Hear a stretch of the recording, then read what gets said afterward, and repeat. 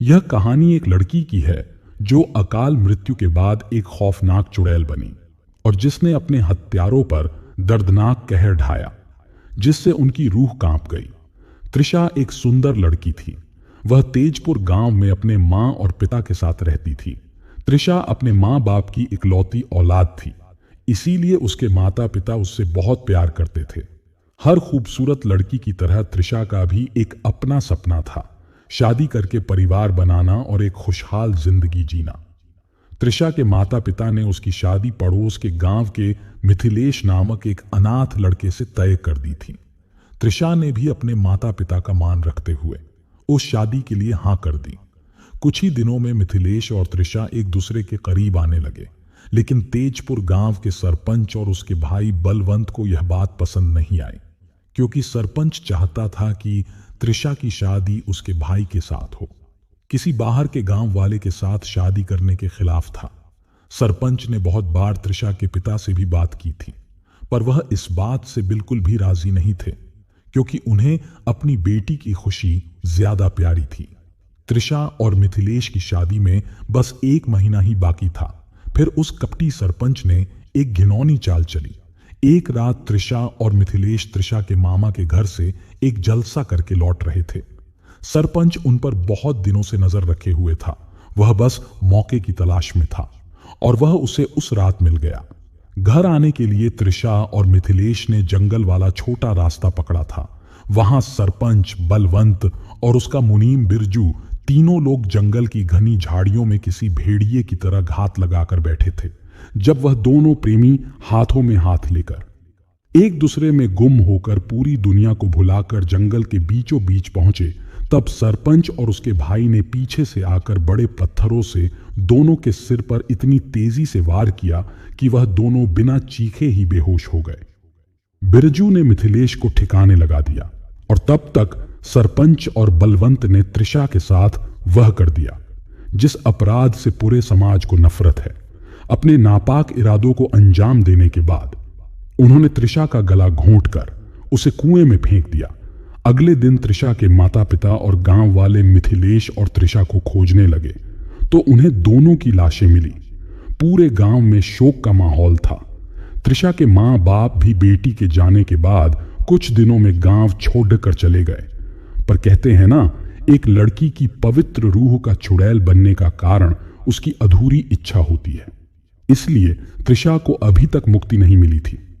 नियति से कहो या बुरी किस्मत से एक शाम सरपंच, बलवंत और बिरजू तीनों शहर के किसी शराब खाने से लौट रहे थे और उन्होंने भी जंगल का वही छोटा रास्ता पकड़ा था।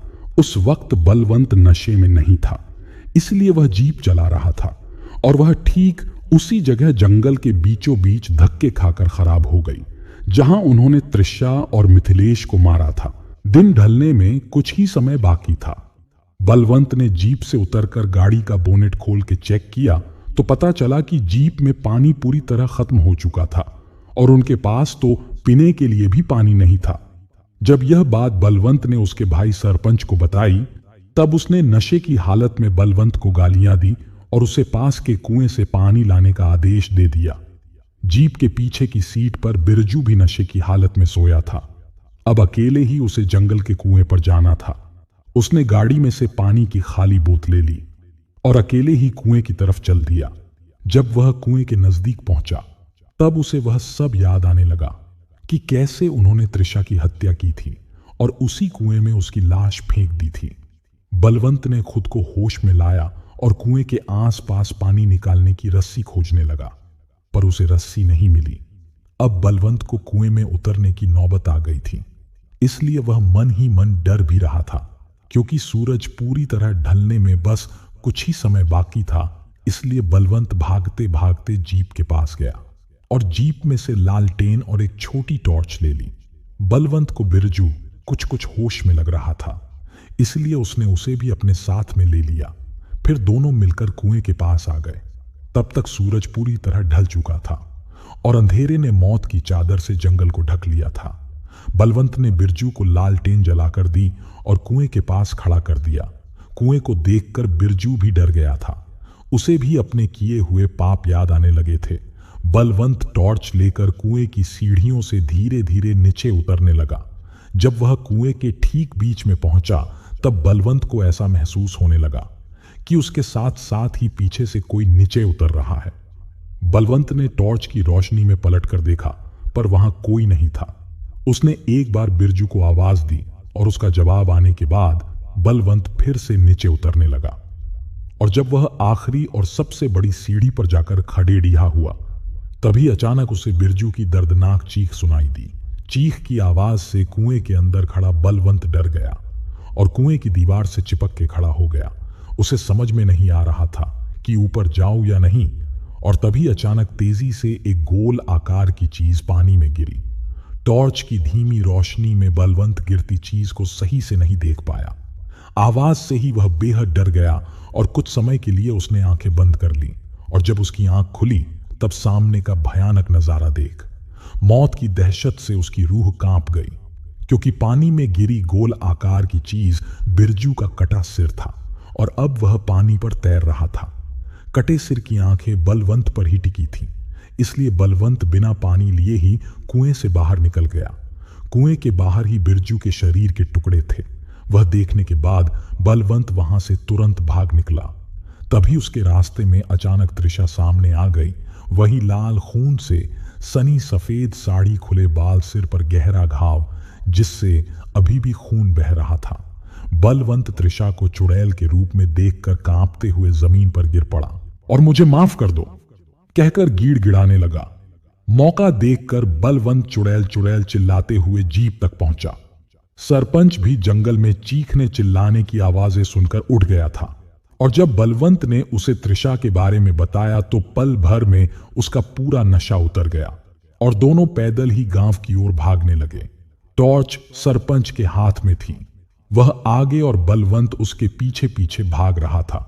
अचानक सरपंच को लगा कि वह सिर्फ अकेला ही भाग रहा है, इसलिए उसने पीछे मुड़कर देखा तो बलवंत अब पीछे नहीं था।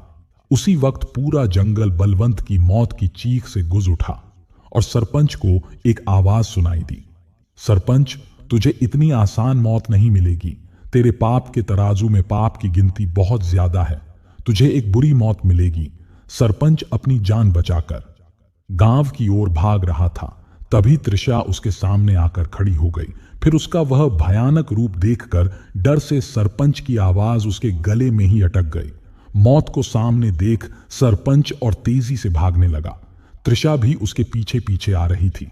तभी सरपंच अचानक रुक गया, क्योंकि उसके सामने खून से भरी मिथिलेश की प्रेत आत्मा खड़ी थी। पीछे चुड़ैल और आगे मिथिलेश। अब सरपंच पर धीरे धीरे डर हावी होने लगा था। ज्यादा डर से उसकी मति भ्रमित हो चुकी थी। वह हंस भी रहा था और बीच बीच में रो भी रहा था। माफी भी मांग रहा था और गाली भी दे रहा था। अगली सुबह गांव के लोगों को सरपंच कूड़ेदान पर बैठा मिला, जो वहां से कूड़ा करकट उठाकर खा रहा था। डर से उसने अपना मानसिक संतुलन खो दिया था। उसके अपने घर वाले भी उसे घर में न रख सके और कुछ ही दिनों में कूड़ेदान पर गांव के भटकने वाले पागल कुत्तों से खाना छीनते वक्त हुई झड़प में कुत्तों के एक समूह ने उसे जिंदा फाड़ दिया। और यह था सरपंच के बुरे कर्मों का अंत। त्रिशा के कहने अनुसार वह एक बहुत बुरी मौत मरा।